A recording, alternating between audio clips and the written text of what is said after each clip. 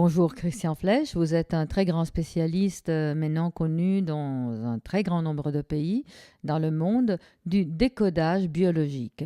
Est-ce que vous voulez nous expliquer qu'est-ce que c'est que ce décodage biologique? Oui, c'est très simple. Euh, Vous dites que je voyage dans le monde, donc en voyageant dans le monde, j'ai besoin de gens qui me traduisent si je veux comprendre la langue, si je veux aller au restaurant, à l'hôtel, j'ai besoin de traductrices, de traducteurs. Eh bien, notre corps en permanence, il fait cela. Et c'est ce que je vais faire dans la thérapie. Lorsque quelqu'un vient avec un eczéma, eh bien, je vais traduire cette maladie dans une émotion, dans une histoire conflictuelle. Donc je fais moi aussi, comme vous, le métier donc, de traducteur. Car le corps, en permanence, est en interrelation avec le monde extérieur. Et il va décoder biologiquement tout ce qui se passe en permanence. Et par exemple, j'arrive dans la rue pour récupérer ma voiture et voilà qu'on a brûlé ma voiture. Eh bien, cela, à un certain niveau, n'existe pas. Pour que je puisse le ressentir, le vivre, l'expérimenter, eh bien, il va falloir que ça soit décodé biologiquement par mes yeux, par mon de brûler, par mes oreilles, pour que cela puisse être conçu, pour que cela puisse exister. Donc en permanence, tous les événements qui existent sont comme décodés biologiquement. Il y a mon patron qui veut me licencier. Cet événement est juste une vibration qui arrive à mes tympans, qui arrive à mon cerveau, à ma conscience, et je vais le vivre biologiquement. Ça veut dire quoi? Ça veut dire que je peux le vivre comme quelque chose vraiment de dégueulasse, de pourri. Ça veut dire que je l'ai transformé en une expérience digestive. Ou bien je peux me sentir, par la décision de mon patron, comme oppressé, asphyxié. J'ai l'impression que je vais mourir. Donc ma biologie l'a transformé, l'a traduit, l'a décodé de manière respiratoire. Ou bien mon patron me licencie et je vais me sentir séparé des autres employés. Donc cela a été décodé par ma peau. Je ne serai plus en contact avec les autres. Donc nous sommes en permanence en relation avec le monde extérieur. Nous avons des besoins euh, biologiques, archaïques à l'intérieur de nous. Et le monde extérieur eh bien, va favoriser ou interdire la satisfaction de nos besoins intérieurs. Et ça veut dire que ces informations, ces expériences, elles, sont, euh, elles prennent un sens biologique. Et lorsque cet événement fait que mon besoin ne peut pas être satisfait, à ce moment-là, c'est le conflit. À ce moment-là, c'est le stress. Donc, qu'est-ce que c'est que le décodage biologique? Eh bien, ce n'est pas une médecine complémentaire, ce n'est pas une médecine alternative, ce n'est pas une médecine du tout. C'est une approche complémentaire à la médecine qui va créer un nouvel espace de rencontre, de parole, dans lequel le patient peut enfin parler de lui, parler de ce qu'il y a à l'intérieur de lui, qui n'a pas pu exprimer à quelqu'un. Et qu'est-ce qu'il n'a pas pu exprimer? Eh bien, c'est une émotion qu'il a ressentie à un moment très précis. Ce n'est pas psychologique, ce n'est pas global, ce n'est pas flou, c'est à un moment précis, la voiture, je la vois, elle est brûlée. À un moment précis, j'entends mon patron, il m'a licencié. Et cet événement extérieur devient un événement intérieur. Et pour certaines raisons, cet événement intérieur, je n'arrive pas à le sortir, à l'exprimer, à le transformer. Alors, comme cette émotion cherche à se transformer, comme toute émotion, l'étymologie d'émotion, c'est mouvement. Donc toute émotion va chercher à se résoudre. Et puisqu'elle ne peut pas sortir, puisqu'elle elle ne peut pas être exprimée, eh bien c'est le corps qui va exprimer cette émotion. Et il va l'exprimer en relation avec le besoin biologique qui n'a pas été satisfait. Je suis séparé de mes copains du travail à cause du licenciement. Eh bien, c'est la peau qui exprime cela, puisque c'est la peau qui est responsable du contact. Donc, il y a plusieurs façons de rencontrer un malade, dépendant de notre système de croyance. Si je crois que le malade, la maladie, l'être humain est une réalité chimique, eh bien, je soigne avec de la chimie. Si je pense que l'être humain est fait avec tout ce qu'il mange, je vais le soigner avec l'alimentation. Si je pense que l'être humain est de l'énergie, je vais faire de la médecine chinoise. Si je pense que l'être humain est dynamisme, je vais le soigner avec de l'homéopathie. Et si je pense que l'être humain est euh, une somme d'expériences et d'émotions, eh bien à ce moment-là, ça va être l'approche du décodage biologique. Voilà en quelques mots ce que je peux dire pour présenter cette nouvelle forme de thérapie. Est-ce que vous pouvez nous dire en quoi elle est différente, par exemple, par rapport à l'approche psychosomatique traditionnelle? Bien, donc il y a certaines formes de psychothérapie qui sont de l'ordre du concept, qui tirent l'être humain vers le mental, vers l'analyse, vers le cognitif, vers la pensée, et qui l'éloignent du corps, de la réalité, de l'instant présent, de l'incarnation. C'est un choix, et je pense que chaque approche a sa place et sa raison d'être. Donc, pour moi, la maladie physique est dans le corps et dans la biologie. Et c'est comme s'il y avait deux logiques à l'intérieur de l'être humain. Il y a une logique qui est l'ordre du mental, de l'intellectuel, de la raison, du cerveau gauche. Et il y a une logique qui est beaucoup plus du cerveau droit, des tripes, du corps. Et c'est cette deuxième logique qui m'intéresse. Donc l'originalité du décodage biologique, une de ses originalités, c'est vraiment de s'appuyer sur le physique, sur le corps, sur cette logique-là. Euh, le- Lorsque certains patients viennent pour une maladie, ils me disent « Oh, je sais pourquoi je suis malade. Il y avait une femme qui me dit « J'ai une tumeur dans l'utérus, donc je sais que j'ai cette maladie parce que mon mari ne voulait pas d'enfant et moi je voulais un enfant. » Et cela est une construction pure du mental. Mais le mental peut construire d'autres explications. Alors, je cherche à la rejoindre sur quelque chose qu'elle n'a dit à personne, qui est de l'ordre de l'émotion, de la biologie, du corps. Et donc, je la fais descendre d'un étage. Je la fais descendre dans ses ressentis, dans sa chair. Et puis, elle se souvient d'un événement précis dont elle n'a parlé à personne. C'est un jour, elle fouille dans les tiroirs de son mari pour chercher un stylo et elle trouve les photos d'une femme nue. Et son mari est photographe, il fait des photos d'art. Et lorsqu'elle voit cette femme nue, qui a été prise en photo par son mari, pour elle, eh bien, c'est comme s'il avait couché avec elle, parce que c'est très intime pour elle. Et à ce moment-là, c'est quelque chose de vraiment anormal, c'est ignoble, c'est vraiment dégueulasse que son mari lui fasse cela. Et c'est complètement irrationnel, c'est complètement débordant. Elle a vraiment une tristesse infinie, une frustration, un malheur très important. Donc il y a un moment précis, concret, qui n'est pas de l'ordre du contrôle ou de la raison, et qui est vraiment très viscéral en quelque sorte. Et lorsque elle a trouvé cet instant-là, ce ressenti-là, eh bien, il y a eu transformation de ces sensations et du symptôme. Donc c'est cela que je cherche. Et le décodage biologique va permettre d'accélérer la thérapie en se posant la question quelle est l'utilité, quelle est l'utilité du symptôme? À quoi sert l'utérus pour cette femme, pour toutes les femmes en général?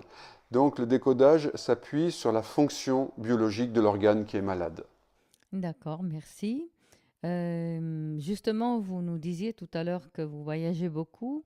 Est-ce que dans des pays différents, le décodage se fait de façon différente? Est-ce que tous les malades ont les mêmes besoins? Euh, il y a, pour la mise en maladie, la rencontre de deux éléments.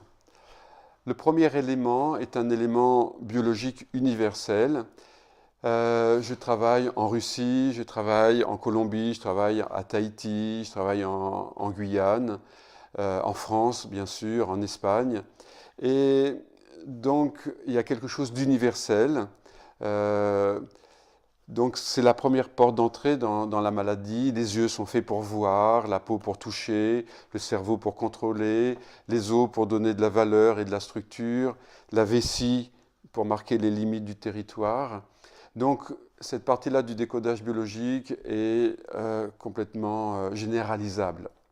Et puis, il y a une deuxième porte d'entrée dans la maladie qui est culturelle. Je vais donner l'exemple d'une patiente qui avait un eczéma de 3 doigts. Et cette femme, elle a guéri de son eczéma. Et la peau, il s'agit d'un conflit de séparation. Et effectivement, quand elle a 15 ans, elle rentre de l'école et son père est en train de coucher avec la voisine.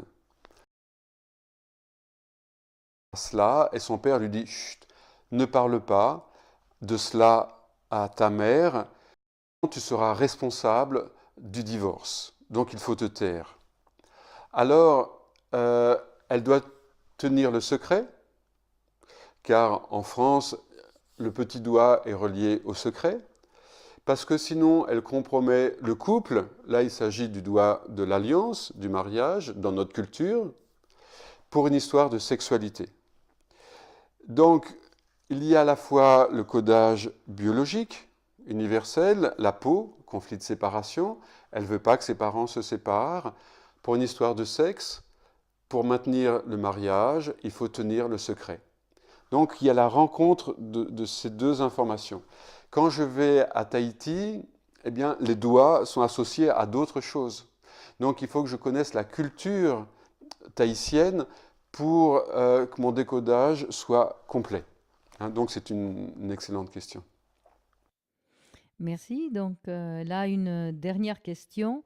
Est-ce que le décodage est justement simplement de mettre en relation un symptôme physique et puis de dévoiler, par exemple, au patient et à l'aide du patient, quelle est l'émotion? Est-ce que c'est suffisant pour guérir, de savoir, de retrouver l'événement? Donc, cela fait une vingtaine d'années que j'exerce en tant que thérapeute. Et donc, j'ai observé qu'il y a des nombreux chemins de guérison, d'amélioration, de transformation. Et j'ai observé qu'il y avait comme 4 degrés, 4 profondeurs dans la thérapie, avec le décodage biologique. Certaines personnes vont vraiment guérir avec la première profondeur de la thérapie. Et qu'est-ce que c'est cette première profondeur? Eh bien, c'est quand la personne fait une prise de conscience avec émotion. C'est d'un seul coup, il y a quelque chose qui se connecte en elle. Elle a une maladie, et puis en lisant un livre, en assistant à une conférence, en écoutant un stage ou en thérapie, eh bien, elle fait une prise de conscience et dit « Waouh, c'est exactement ça mon histoire, mon problème ». J'étais en Russie il y a quelques mois et je donne un cours. Et le dernier jour, il y a une femme qui vient me voir. Elle me dit « J'avais des acouphènes depuis 3 ans et tu as donné ton cours. Je suis rentré après le cours dans ma chambre à l'hôtel, une chambre qui était silencieuse. Et puis j'ai fait comme ça et je n'avais plus du tout d'acouphènes. Pendant le cours, j'ai compris d'où venaient mes acouphènes. Avec beaucoup d'émotion. Mais il y a le bruit, donc je ne savais pas que j'étais en train de guérir. Juste, j'avais beaucoup d'émotion. Donc, lorsque le conflit n'est pas très profond, n'est pas structurel, quand la personne a fait un travail sur elle ou bien a des ressources, cela suffit. Si cela ne suffit pas, eh bien, il faudra aller aux deuxième profondeur de la thérapie que propose le décodage biologique, que proposent d'autres formes de psychothérapie ou de psychanalyse. En psychanalyse, on va parler de l'abréaction, la catharsis, du lâchage émotionnel, mais pas n'importe quelle émotion. L'émotion spécifique à ce symptôme, la peau, la séparation, le surpoids, l'abandon, le squelette, la dévalorisation, etc., etc. Donc, lorsqu'on trouve l'émotion fondamentale, cellulaire, et que cette émotion est mise à l'extérieur et déchargée à l'extérieur, elle n'est plus à l'intérieur. Donc, elle est exprimée, elle n'est plus imprimée dans le corps. Et donc, assez souvent, cela suffit. Il y a réellement délivrance, libération, car la cellule s'est libérée et l'émotion a pu terminer son cycle. Depuis que je travaille, j'ai remarqué que l'émotion a un cycle. Et il y a une femme en France, une écrivain, qui dit « Le malheur n'existe pas, c'est du bonheur qui s'est arrêté en chemin ». Et donc les émotions négatives n'existent pas. Eh bien, c'est une émotion qui s'est arrêtée en chemin, qui a arrêté son cycle. Et donc, dans cette deuxième profondeur, on va aller au bout, et la personne ensuite est délivrée, soulagée, rassérénée, libérée, etc. Si cela ne marche pas, parce que le conflit est beaucoup plus fondamental, structurant, précoce, on va à la troisième profondeur de la thérapie, qui demande plus de métiers, plus de techniques, et qui va apporter des ressources, donc comme le fait la PNL, l'hypnose, l'analyse transactionnelle ou beaucoup d'autres techniques. Donc en décodage biologique, nous allons trouver à quel âge est coincée la personne, à quel âge elle est bloquée, et quel était le besoin biologique, puis psychologique et émotionnel, quel était le besoin qui n'était pas entendu, satisfait. Et donc, avec certaines techniques, nous faisons régresser la personne dans cette période-là, dans ce moment précis, et nous allons enfin satisfaire ce moment-là, avec des techniques de visualisation, d'ancrage et d'autres choses. Et ainsi, la personne reçoit enfin ce qu'elle attendait depuis longtemps, ce qu'elle cherchait d'une manière confuse et inconsciente. Lorsque cela est insuffisant, eh bien, nous pouvons aller au stade ultime, aux quatrième profondeur de la thérapie. Et donc là, la personne, elle est coincée dans un espace-temps. Une partie d'elle est comme bloquée dans le temps. Elle est bloquée parce qu'elle a vécu une expérience sans aucune solution, dramatique, sur laquelle elle s'est structurée. Comme un enfant, par exemple, qui a peur la nuit, qui est tout seul dans son lit, et puis il appelle ses parents, et le père rentre dans la chambre et il frappe l'enfant. Et parce qu'il ne veut pas être réveillé. L'enfant est agressé par son garde du corps, en quelque sorte. C'est une situation qui est ingérable pour un enfant, donc il va se structurer sur la peur, sur la défense. Et cette pollution, ce problème, il va se structurer dessus. Pour lui, c'est bien d'avoir peur, c'est bien de se défendre, c'est bien de se méfier. Donc, il va avoir un métier, des comportements, dans mon exemple, d'évitement. Et comme ça, il n'aura pas de problème. Pour une autre personne, eh bien, qui demande à être reconnue par son père ou sa famille et qui va être tout le temps dévalorisé, eh bien, il va se structurer là-dessus. J'ai le droit d'exister, de vivre, si je n'ai pas de valeur. Donc, c'est ce que j'appelle des inversions. Donc, là, d'en prendre conscience ne suffit pas. De vider l'émotion fait du bien, mais ne va pas au bout de la libération.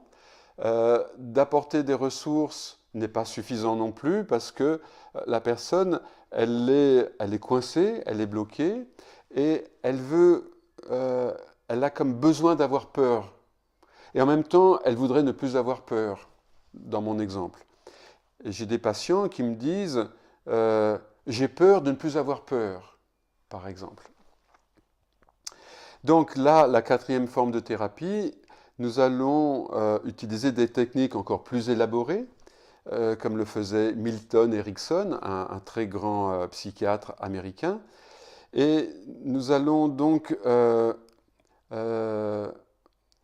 avec le concours du patient, avec son accord, nous allons restructurer en quelque sorte son socle et son histoire. Et nous allons transformer le comportement des personnes dans son passé. Nous allons changer les événements de façon à ce qu'il puisse atteindre son objectif dans le présent et dans le futur. Car je pars de l'idée que le passé n'existe pas. Le passé n'a jamais existé et personne, jamais, n'a pu me montrer du passé. Jamais on m'a apporté un objet ou quelque chose de l'ordre du passé. Je n'ai jamais vu, jamais entendu du passé. À chaque fois qu'on me montre une photo ou un disque ou autre chose, on me le montre dans le moment présent. Donc le seul temps qui existe, c'est le moment présent. Comme on ne peut pas me montrer le futur, on va me montrer dans le présent des projets ou des appréhensions. Donc le passé, ce que nous appelons le passé, n'est qu'une construction présent après présent, instant après instant. Et cette construction est relativement arbitraire. Cette reconstruction, elle tient compte de nos croyances, de nos désirs et de nos peurs. Et souvent, cette construction donc, va aussi maintenir un problème. Donc, la quatrième profondeur, eh bien, nous allons pouvoir agir sur ce chantier permanent, sur cette construction, de façon à la rendre tout à fait écologique, satisfaisante, pour que le patient puisse atteindre ses objectifs. Voilà ce que je peux présenter dans la thérapie. Eh bien, merci de nous avoir tout présenté. Et voilà, ce sera pour la prochaine fois une autre interview. Merci. Bonheur, un grand plaisir.